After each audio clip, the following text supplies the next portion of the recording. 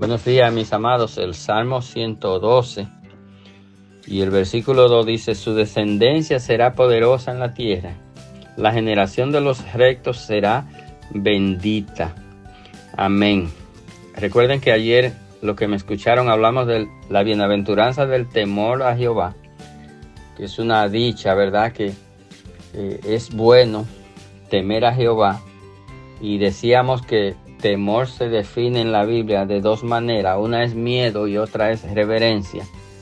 Y que aunque aquí en el texto y en muchos textos básicamente habla de la reverencia, pero también habla del miedo que una gente que no es creyente debe sentir ante la realidad de la verdad de Dios y de lo que está establecido para la gente que no ha creído en Dios y la gente que va a morir sin creer.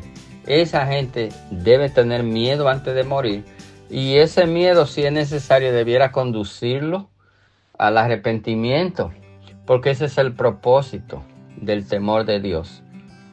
En cuanto a miedo se refiere, es para que la gente se arrepienta. Y tal vez alguien que me escucha va a decir: no, Dios es amor y Dios es todo lo bueno, y cómo Dios es el creador del hombre y de todo lo que existe, y cómo Dios va a destruir lo que existe. Bueno, la Biblia enseña otra cosa.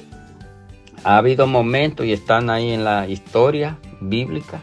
La Biblia está llena de historia, y uno piensa, porque hay muchas historias que nos ponen a pensar. Por ejemplo, si vamos a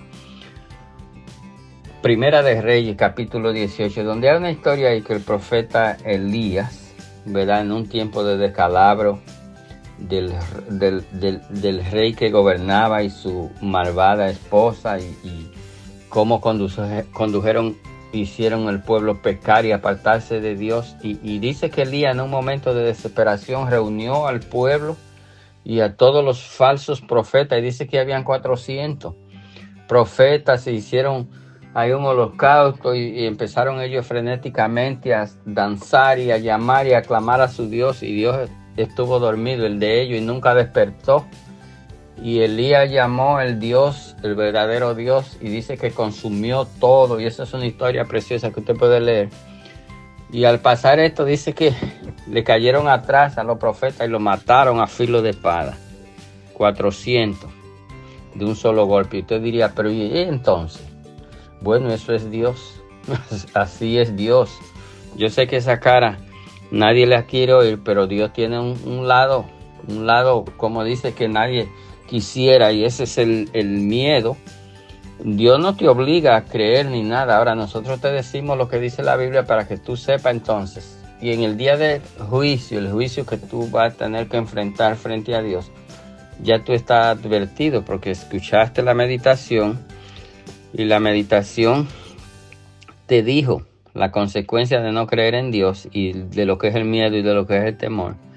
Entonces, aún lo que hemos creído en el Señor, aún antes de irnos con el Señor y vivir en la eternidad y todo eso, nosotros disfrutamos de la bendición de Dios, porque dice su descendencia, o sea, la descendencia del hombre que teme a Jehová, será poderosa en la tierra. Ciertamente nosotros tenemos el poder de Dios, el poder del Espíritu Santo, el poder de la palabra de Dios. Esto no lo vaya a buscar en los políticos ni en los partidos políticos, donde la gente anda buscando un puestecito de que para cambiar el mundo y para influir. No es ahí, no es de ese poder que está hablando.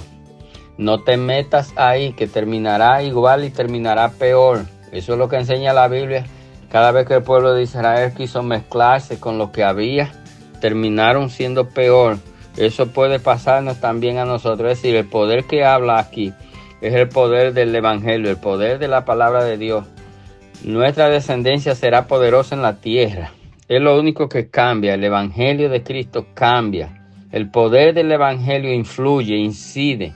Es el poder del Evangelio que puede sacarte de esa condición donde tú estás y puede hacer de ti una mejor persona, te puede salvar, puede hacer de ti un mejor esposo, puede hacer de ti un mejor hijo, puede hacer de ti una mejor hija, puede hacer de ti una mejor esposa.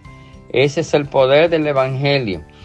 Dice: la generación de los rectos será bendita. Sí, porque nosotros estaremos por los siglos de los siglos. Nosotros viviremos con el Señor por toda la eternidad. Y tú también, si entregas tu vida al Señor en este día. Dios te bendiga.